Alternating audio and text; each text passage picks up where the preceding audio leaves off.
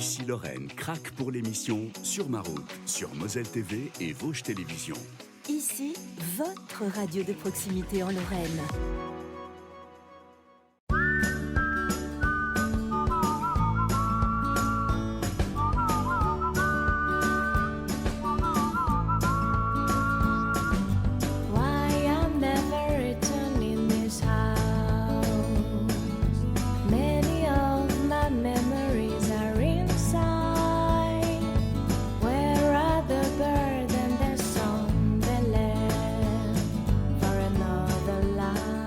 Bonjour et bienvenue dans ce nouveau numéro de Sur ma route. Cette semaine, je reçois Marie-Claire Pierret. Marie-Claire Pierret, c'est une scientifique.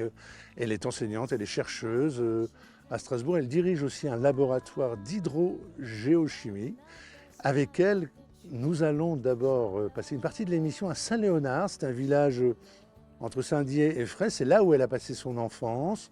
Et puis, nous viendrons ici à Gérardmer.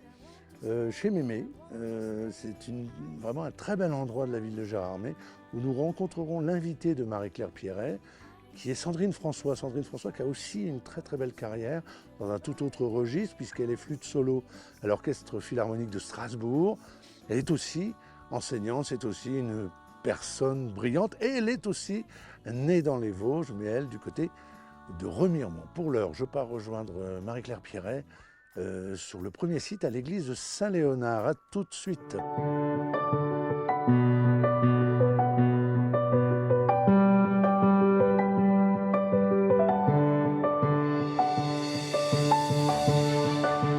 Bonjour Marie-Claire. Bonjour Vianney. Ça va? Oui, merci. J'en ai ma casquette. Je t'embrasse. Allez. On se baille. Tu te connais depuis au moins combien de temps? Plus. Plus, d'accord. On est à Saint-Léonard. Alors Saint-Léonard, c'est vraiment ton enfance. Hein. Oui, c'est le village où j'ai enfance. grandi. Ouais. Les premiers souvenirs qui te reviennent comme ça, de ton enfance, de l'école, quand tu es ici sur la place centrale. C'est la place centrale, hein, c'est ça, de Oui, Saint-Léonard? c'est la place, il y a la mairie, l'église, la salle polyvalente où tous les événements du village se passent. Alors je sais que tu y reviens souvent parce que tes parents habitent toujours ici, mais les premiers souvenirs d'enfance qui te viennent à l'esprit quand tu es ici, là? Eh bien, c'est le chemin, marcher jusqu'à l'école, aller dans la salle de classe. Là derrière, il y a la poste. D'ailleurs, je suis ravie de voir qu'il y a encore une agence postale dans ce village. Et je me souviens la première fois où j'ai réussi, en montant sur la pointe des pieds, à mettre un courrier dans la boîte aux lettres et la joie de me dire « Ah, maintenant je suis grande, je peux mettre moi-même voilà, les enveloppes dans la boîte aux lettres. » Là, tu étais vraiment haute comme 3 pommes. Eh bien oui, haute comme 3 pommes et demie, c'est ça. 3 pommes et demie. C'est ça. Le choix de démarrer l'émission ici à l'église, est-ce qu'il y a un symbole, est-ce qu'il y a un clin d'œil précis? Alors oui, les églises, c'est les lieux de rencontre aussi, des personnes. Et puis c'est vrai que j'ai grandi dans une famille qui était impliquée dans l'action catholique ouvrière, l'action catholique des enfants. Moi, j'ai pu bénéficier de clubs pour enfants. Et puis quand j'ai eu 14-15 ans, j'ai moi-même créé un petit club pour enfants ici dans le village. On se réunissait dans la salle en bas de l'église. On animait quelquefois les messes. Et puis les samedis après-midi, on accueillait les enfants. Et puis on faisait des activités avec mon amie Emmanuelle Girard, qui était une amie de collège. Et c'est des très très bons moments. J'avais beaucoup de plaisir à faire des activités avec les enfants. Quand on voit ta carrière, on va en parler, une carrière de scientifique, une carrière extraordinaire, vraiment exceptionnelle. Est-ce qu'on peut dire qu'elle finalement elle démarre ici? Parce qu'ici on est à la campagne, on est entouré de forêts. Est-ce qu'on est sensibilisé à ces questions-là déjà dès l'enfance, dès l'école? Alors, je pense qu'on est sensibilisé par notre parcours, bien sûr. Les questions sociales, elles étaient très très présentes, parce que j'ai parlé de l'église, mais moi j'ai grandi aussi avec le chiffon rouge dans mes oreilles. Ah oui. Voilà, ça. Donc des engagements politiques aussi. Politiques, sociaux. L'écologie, elle est venue un peu plus tard, mais c'est vrai que le fait de grandir entouré de montagnes, à proximité de la forêt, de la nature, ça c'est des choses importantes. Et puis c'est un attachement à des choses simples en fait. Qu'on a envie de préserver et de protéger, probablement. Est-ce que tu fais au quotidien? On va beaucoup en parler. Oui, ce que je fais au quotidien, dans le sens où mon travail qui a pour objectif de mieux comprendre le fonctionnement des écosystèmes forestiers et des montagnes, il a peut-être sa base ou son origine Ici, ici, ouais. à Saint-Léonard. Ouais, ouais. On va continuer, on va en parler tout à l'heure. Puis on va continuer sur ta route. Mais on va aller faire un petit tour. Tu nous suggérais d'aller plutôt du côté de la gare? Oui. Parce qu'il y a Oui. des souvenirs qui traînent Ah aussi oui, là-bas. j'ai beaucoup de souvenirs, oui, près de la gare.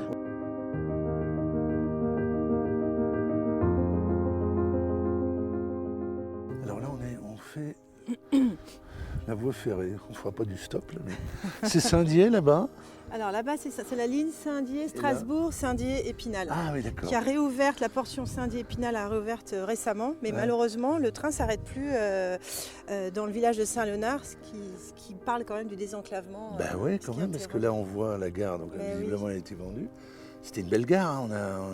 T'as retrouvé des images de Ouais. l'ancienne gare. Ouais, je prenais beaucoup le train avec ma grand-mère et c'était très très bon souvenir. On le prenait pour aller à Épinal voir une tante, ou on le prenait pour aller à Paris voir une autre tante et c'était des C'était les- excellents souvenirs. Les temps de la Micheline. Je parle pas de ta Oui. tante, hein, je parle de...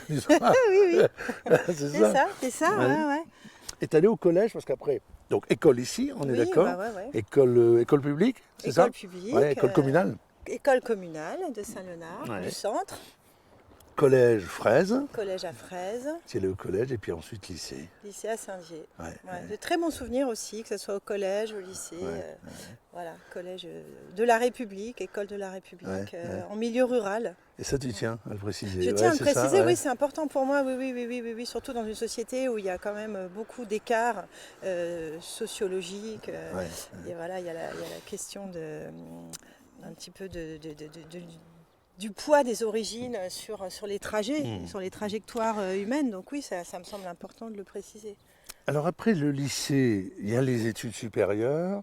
Alors je crois que c'est à Nancy, à Montpellier, il y a différentes villes universitaires, c'est ça? Ouais, alors moi je suis allée à Strasbourg parce qu'en fait, Ah oui, c'était Strasbourg. voilà, j'hésitais entre faire une carrière politique et faire une carrière scientifique. Ah et oui, je me d'accord. suis dit, Ok.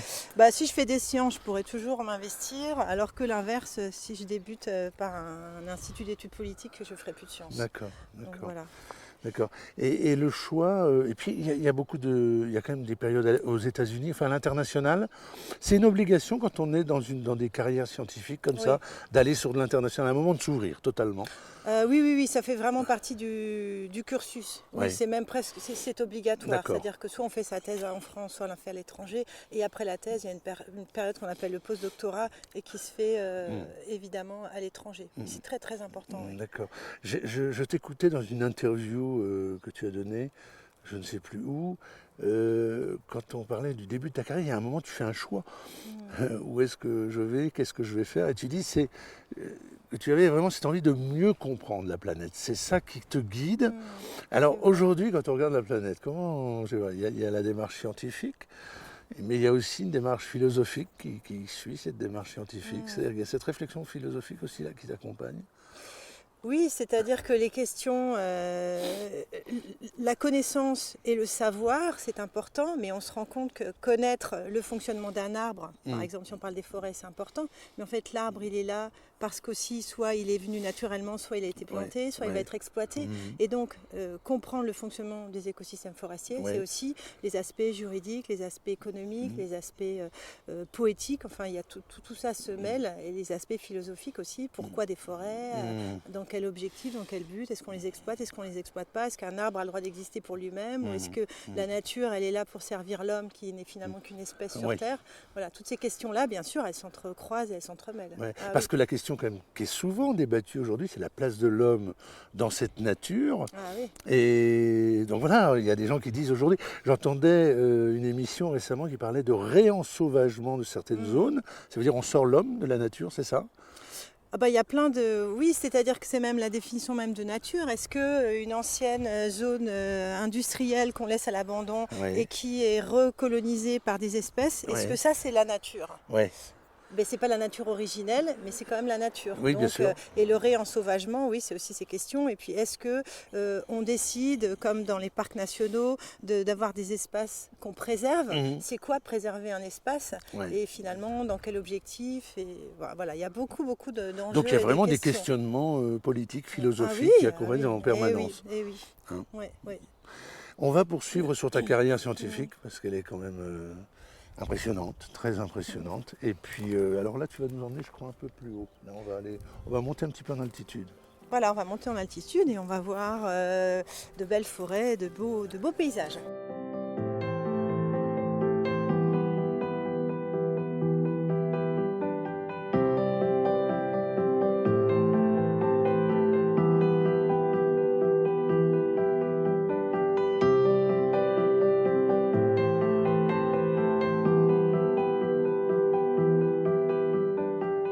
Bon, ben, nous y voilà. On est un petit peu monté en altitude. On est au col du plafond, d'ailleurs. Au col du plafond. On est vraiment dans la nature, là. C'est bien parce qu'on va parler de ton métier. Tout d'abord, alors, j'ai lu alors, physicienne, géochimiste, c'est ça? Non, je mélange un peu les pinceaux. Ta formation, elle touche à quoi précisément?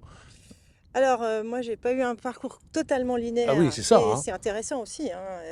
Ça montre aussi qu'on peut on peut bifurquer un petit Oui. peu dans la vie. Donc, moi, j'ai fait de la chimie physique. Ensuite, je voulais travailler dans l'environnement, mais pas forcément dans les sciences de la Terre. C'est plus D'accord. les aspects de pollution chimique. Et puis, bref, j'ai travaillé sur différents sujets, en thèse, ensuite. Et là, j'occupe un poste qui consiste à... Enfin, il y a 3 volets à mon travail, hein. Je fais de la recherche, je fais de l'enseignement et je gère un observatoire de l'environnement. D'accord. C'est une structure financée par le CNRS. Ce sont Ok. des observatoires un peu disséminés un peu partout en France et dans le monde et qui ont pour objectif de mieux comprendre certains écosystèmes. Donc, D'accord. l'observatoire dont je m'occupe, il est situé à Aubure, sur le massif vosgien, mais côté alsacien. Et c'est un écosystème forestier, donc c'est une surface de 80 hectares, couvert à 80% de forêt, enfin un peu moins parce que la forêt est en mauvaise santé et puis il faut effectuer un certain nombre de coupes.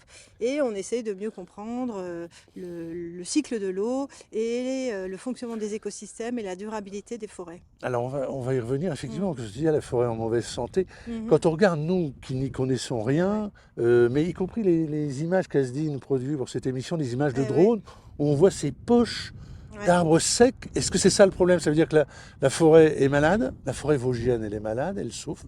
Qu'est-ce qu'on peut dire? Alors, il y a beaucoup de forêts qui souffrent dans le monde et en France, effectivement, en France, la surface de forêt augmente, mais la quantité de biomasse, elle augmente moins Ouais. parce que justement, les arbres sont en mauvaise santé. Alors, pourquoi ils sont en mauvaise santé? Déjà, on n'est pas sur une forêt naturelle, c'est des forêts plantées Ah oui, depuis d'accord. le néolithique, Ce depuis qu'on le voit un petit peu Moyen-Âge. là, par exemple, ou un peu au-dessus, non? Là, par exemple, on voit une parcelle d'épicéa qui a été plantée, je pense, après la Seconde Guerre mondiale. Ouais. Et on voit que c'est une plantation très dense D'accord. Ouais. d'arbres. Et ça, c'est pas tout à fait une D'accord. forêt naturelle, en bonne santé. Donc, c'est des forêts monospécifiques, donc très fragiles, parce que quand on a peu de biodiversité, on augmente la fragilité. Et c'est des arbres qui souffrent beaucoup à cause des parasites, à cause du changement climatique, à cause de la pauvreté aussi en nutriments des sols. Enfin, c'est multifactoriel. Ouais. Et quand un arbre est fragilisé, soit parce qu'il fait trop chaud, soit parce qu'il y a trop de sécheresse, soit parce qu'il y a des parasites, il devient moins résistant aux autres problèmes. Un mot quand même sur les citoyens. On est dans une situation, on sait qu'elle est plutôt dramatique. Tu me diras quel adjectif tu préfères mettre là.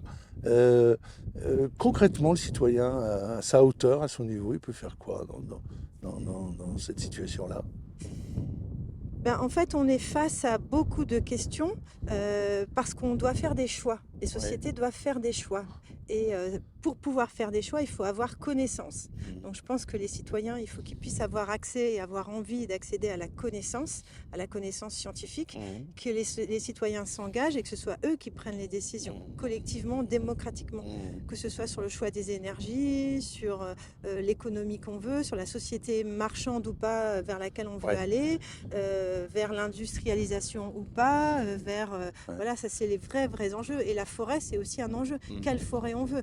Est-ce qu'on veut juste des forêts qui produisent ou est-ce qu'on veut des forêts en bonne santé? En sachant qu'une forêt qui produit uniquement, on a testé, ça marche pas. Donc comment rendre les forêts plus résistantes et plus durables? Un tout dernier mot avant qu'on rejoigne Gérard May et Sandrine. La teneur du débat actuel, alors on pense à Trump, sur le réchauffement climatique, et tout ce qui est en train de se passer sur ce qu'on appelle les climato-sceptiques et parfois pire, ça t'inquiète beaucoup, j'imagine. est-ce Ouais, que- ça m'inquiète, ça m'interpelle. J'ai pas de solution simple. Là encore, il faut absolument avoir accès aux connaissances. Ouais, Quand on entend qu'il y a 15% d'habitants des États-Unis qui pensent que la Terre est plate, alors qu'on a des images et qu'on sait que la Terre est ronde, ouais, je dis bien que sûr.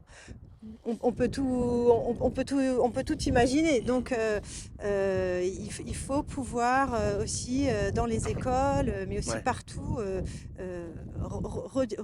redéfinir ce que c'est que la connaissance.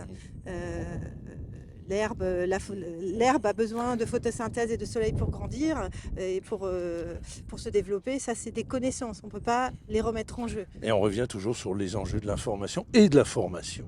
De l'information et de la formation et de l'éveil aux médias Et de l'éveil. et de ces connaissances-là. Ça me paraît fondamental. Ouais. Très bien, on va poursuivre. On en parlera encore un petit peu, on va rejoindre Sandrine. Un mot sur Sandrine, François, pourquoi ce choix de Sandrine comme deuxième invitée dans l'émission? Alors, la première raison, c'est que c'est mon ami. Oui, Et ça, on n'en a pas parlé, mais qu'est-ce qui nous donne envie de faire des choses, d'avancer, c'est les liens d'amitié. ouais, c'est vrai. Au-delà de nos choix professionnels, ce qui nous donne envie de nous réveiller le matin et de nous lever, c'est les belles personnes qu'on va rencontrer. Et Sandrine est une belle personne, donc je suis ravie qu'on puisse échanger avec elle. Qu'on vous avez, Voilà. avec une très belle carrière aussi. Oui. On y va? On y va. On va chez Mémé. C'est pas Sandrine, hein, Mémé. Ça s'appelle comme ça, Mais non, Gérard Ney, Sandrine chez est une Mémé. jeune fille.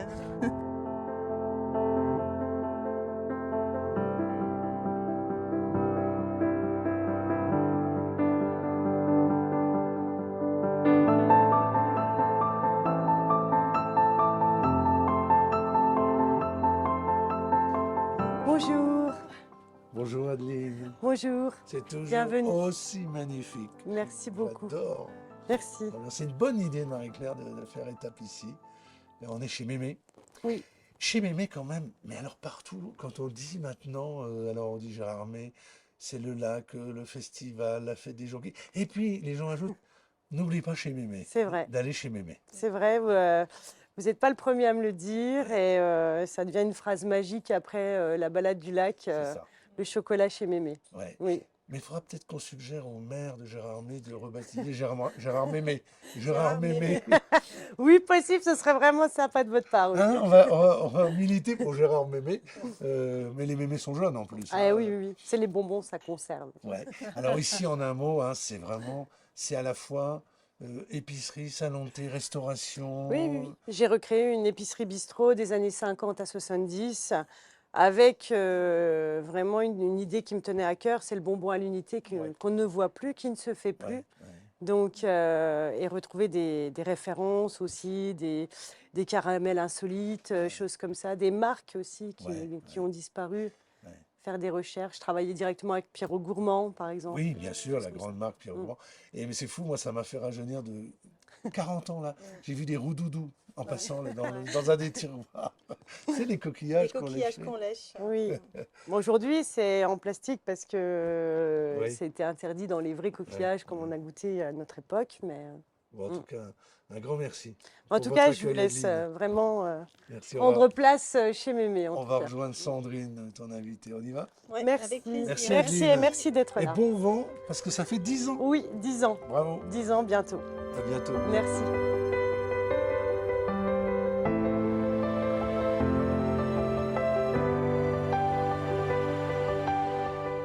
Ben là voilà, Sandrine François, ton ami. Oui. Flûtiste, flûte solo, on dit, orchestre philharmonique de Strasbourg. C'est comme ça qu'on dit flûte solo, pourquoi? Parce que Flûte solo, parce que je suis dans l'orchestre de Strasbourg, je joue les parties principales de flûte. En fait, D'accord. quand on entend de la flûte à l'orchestre, c'est principalement moi qu'on entend. D'accord. Voilà. Et alors, flûte traversière, c'est ça? Donc c'est la particularité. Le choix, il s'est fait à quel moment pour la flûte traversière? Alors, Parce qu'il y a d'autres types de flûtes, c'est ça? oui, bon, il y a la flûte à bec, oui, il y a d'autres types de flûtes, mais moi j'ai toujours joué de la flûte traversière. J'ai commencé quand j'avais 8 ans à l'école de musique de Remiremont. Ouais. Et voilà, c'était un coup de foudre avec cet instrument Ouais, c'est ça qui est... depuis le début. Parce que l'école de musique, tu parlais de l'école de musique de Remiremont, tu es natif de Remiremont. c'est ça? Oui. Et ces écoles-là, en fait, je mets des guillemets autour de petites. Ah bah voilà, il nous sert, on va couper, on va servir. Merci. C'est pour toi ça? Ah, c'est toi, Marie-Claire? C'est moi. Ah non, toi c'est le thé vert, hein, Voilà. c'est ça. Ouais. La flûte, c'était une école municipale à Remiremont. Oui. Ouais. Ces petites écoles, je mets des guillemets autour de petites évidemment, en fait ont formé plein de grands personnages. Et c'est là, on parlait tout à l'heure de l'école, de la République, de l'école, mais c'est aussi une forme de service public qui était dans les petites communes et qui formait beaucoup de gens. Et vous aviez des enseignants extrêmement compétents dans ces écoles. Oui, oui. Bah, c'est toujours le cas. Il y a des écoles de musique un petit peu partout. Ah, c'est toujours le cas. Moi, j'avais l'impression qu'il y en avait moins. Non, non, il y en a plus. Au Ah, contraire, il y en a d'accord. beaucoup plus. Ah ouais. Mais c'est des écoles qui permettent de voir émerger certains talents Ouais. et de donner accès à la culture et à l'art à des élèves, à des enfants qui n'auraient pas accès sinon. D'accord. Donc c'était mon cas, puisque à Remiremont, on n'est quand même pas tout près de Nancy, on n'est pas tout près de Paris. Voilà. Mais c'est Remiremont qui te donne l'envie vraiment d'entrer dans ce métier, dans cette carrière. Oui, rapidement. Ah ouais. Je pense que j'avais 10 ans quand j'ai vraiment décidé de vouloir faire de l'orchestre et d'être dans un orchestre un jour. C'était assez inconscient parce que la filière est extrêmement élitiste et je ne me rendais pas bien compte des difficultés du métier. Mais j'étais absolument passionnée dès le début. Mais avec des convaincue. parents musiciens, amateurs de musique? Pas du tout. Non, c'est ça. Pas du tout. Non, Pas non. dans ce milieu. Non, non. J'ai fait de la musique un petit peu par hasard pour occuper les mercredis après-midi. Et voilà, ça a été rapidement une passion. Comme pour Marie-Claire, tout à l'heure on parlait de ses études aux États-Unis. C'est une obligation à un moment, toi tu es partie faire des études aux États-Unis. C'est vraiment une obligation dans ces métiers-là, à un moment de s'ouvrir sur le monde. Non, je ne dirais pas ça. C'est pas une obligation. Mais moi, quand j'étais étudiante au Conservatoire supérieur de Paris, j'avais vraiment l'envie d'aller voir une autre culture, un autre pays, une autre façon de faire de la musique. Et donc, à l'époque, je me suis dit, allez, allons loin et ne nous limitons pas à l'Europe. Et donc, je suis partie aux États-Unis. D'accord. Et j'en ai profité pour aller travailler avec Michel Debost, qui est un Français qui était 25 ans flûte solo à l'Orchestre de Paris et qui était là-bas. Et donc, c'était plus facile pour moi d'avoir un contact avec un Français là-bas. Alors, je voudrais juste ouvrir une petite parenthèse avec Marie-Claire, parce qu'on parlait tout à l'heure, tu parlais de l'amitié qui est importante dans la vie, de la façon d'avancer dans la vie. Il y a des rencontres, toutes les deux, quand j'ai lu un peu les interviews, regardé les interviews, il y a des personnages qui ont marqué. Tu évoquais Michel Debost, c'est quand tu étudies aux États-Unis, hein, Michel Debost. Et toi, tu évoquais une professeure de lycée, Marcel Palomares. Ces rencontres-là, elles sont nombreuses d'abord, ou comment elles vous ont porté ensuite, l'une et l'autre? Bah oui, je pense qu'effectivement, on est façonné par l'humain, par les rencontres, par les liens qu'on crée autour de soi. Et il y a des personnages comme ça, un peu clés dans un parcours de vie d'enfance, d'adolescence, de jeune adulte, et même plus tard d'ailleurs. Ça peut être tout au long de la vie. Et là, tu parlais de Marcel Palomares, qui était une enseignante de lycée, qui m'a donné vraiment le goût des sciences et le goût de l'humanité aussi, très important. Mais et toi, on sentait une relation un peu identique avec Michel Debost. C'est quelque chose qui a énormément compté dans ta carrière. Oui, bon, c'était aussi une relation un peu filiale parce que Michel, là-bas, m'a vraiment pris sous son aile. Moi, j'étais très jeune, j'avais 20 ans et il m'a pris sous son aile et un peu comme un papa, comme un père spirituel, ça c'est sûr. Un père musical, bien sûr, aussi. Et puis, c'est des personnalités marquantes qui jalonnent notre parcours et qui nous font grandir, qui nous font avancer. Voilà. Et de même que l'amitié aussi. Voilà, bien sûr. Qui nourrissent, les relations qui nourrissent aussi un métier, qui nourrissent une vie. Tu parlais tout à l'heure de CD, spectacles. Il y a aussi eu... je crois que tu as travaillé aussi... pour le cinéma ou la télévision, à un moment, pour des musiques qui accompagnaient des films ou des séries, je me trompe ça, ou pas? c'est dans le cadre de l'Orchestre Philharmonique de Strasbourg. De Strasbourg, d'accord. On fait, bien sûr, on a joué Pirates des Caraïbes en ciné-concert, ou The Artist, ou Camelot. Voilà, oui, on fait ce genre de prestations. Moi, personnellement, en dehors de l'orchestre, je m'intéresse au spectacle jeune public. Donc, j'ai monté déjà un spectacle sur un livre qui s'appelle La flûte de la salute. Oui. Et là, actuellement, je suis aussi sur un spectacle qui s'appelle Multiples facettes d'une flûte au souffle magique. Et là, prochainement, on va créer ce spectacle à Strasbourg. Super. Ce qu'on sait moins aussi, c'est qu'elle est aussi pilote. Ouais. Et qu'elle fait de l'aviation. C'est quand même... Oui. J'ai bien aimé les liens que tu fais entre, au niveau de l'air. C'est l'air qui fait fonctionner ces instruments-là, et l'air avec lequel joue un avion. Je sais pas si je dis bien les choses. Oui, c'est-à-dire que moi, ça fait 25 ans que je pilote des petits avions, des 4 places. Et en fait, j'ai toujours aimé la sensation d'être porté, la sensation d'être porté par l'air, par le vent. Et je trouve qu'il y a beaucoup d'analogies entre la sensation de piloter et de jouer de la flûte. Ah ouais. Parce qu'évidemment, c'est l'air qui porte l'avion. La flûte est un jeu très très léger. On véhicule les émotions avec l'air. Et en avion, eh ben, on est complètement porté par l'air. Enfin, Ouais, voilà, c'est cette analogie-là qui est très très belle. Et ce qui ne déplaît pas Marie-Claire, parce que l'air, c'est aussi, voilà, on a parlé des sols tout à l'heure, on a parlé de la terre, mais voilà, l'air. L'atmosphère, c'est un des constituants, des compartiments des écosystèmes. C'est ça, ouais, voilà. Le CO2, c'est ça qui permet la photosynthèse de toute la biomasse. Ouais. La forêt, elle souffre, on en parlait tout à l'heure, on parlait d'un sol avec les questions d'eau, mais c'est aussi l'air, Bien sûr, bien sûr. qui a changé. Ouais. Oui, et puis la pluie vient de l'atmosphère. Et c'est des choses aussi qui nous permettent de nous connecter, puisque Sandrine et moi, on a aussi à cœur, au-delà de notre amitié, de monter des projets ensemble. Donc on a commencé un projet, c'était dans l'air depuis un moment. Et mais c'était dans l'air. Marie-Claire, la scientifique que tu es, mais aussi la femme, la mère de famille, la femme engagée, la citoyenne, etc. Globalement, elle est plutôt... positive, négative, optimiste, pessimiste aujourd'hui en regardant cette planète? Alors, je dirais qu'on ne peut pas s'offrir le luxe d'être pessimiste, hein, Ouais. parce que tous les matins, il faut se réveiller, Ouais. et puis il faut avoir envie de se lever. Et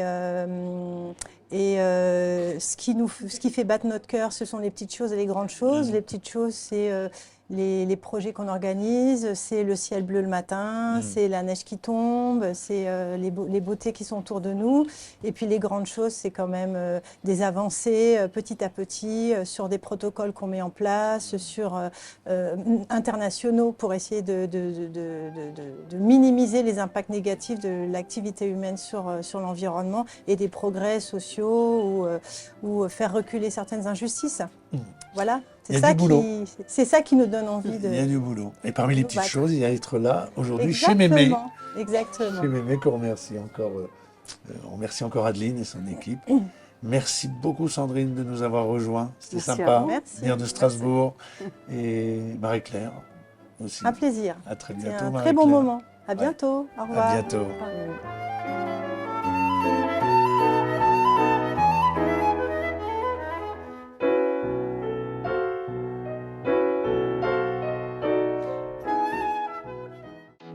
Ici Lorraine craque pour l'émission Sur ma route, sur Moselle TV et Vosges Télévisions. Ici, votre radio de proximité en Lorraine.